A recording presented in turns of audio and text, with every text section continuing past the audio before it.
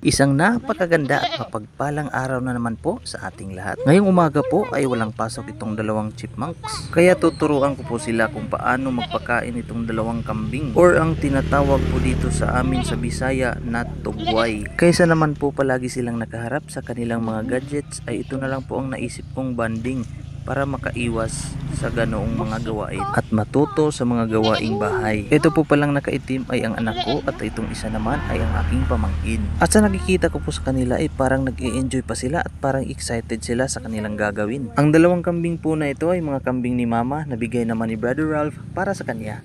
Diri taagi. Diri ayo di agi. Diri agi oh. Diri.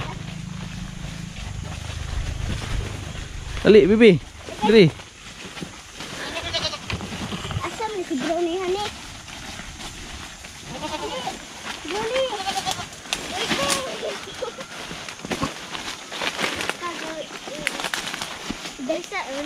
Okay, una bi.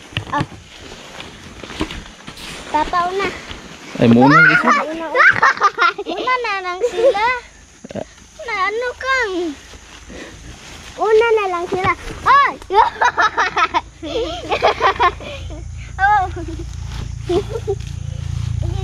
Agay! Agay!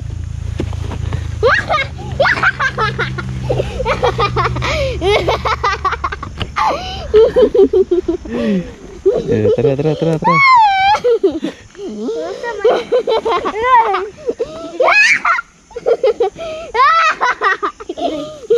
Wait, bibi.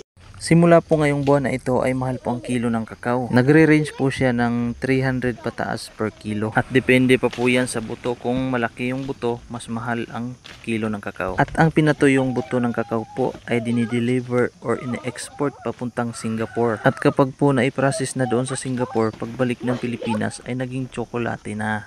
Bayabas. Bayabas.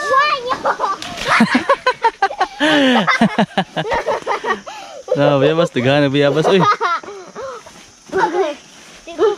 Eh, nakakuha. Oh, nako! Ako aman.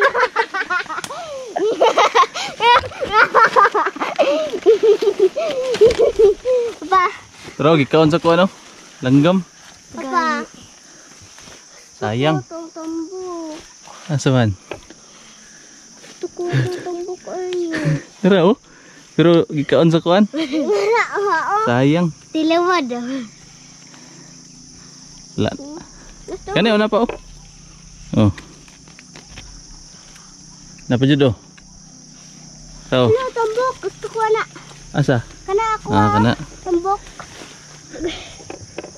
Ay.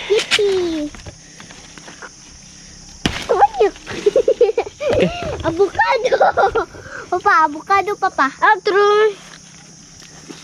Tara, ibiyan natin sa kanding. Avocado.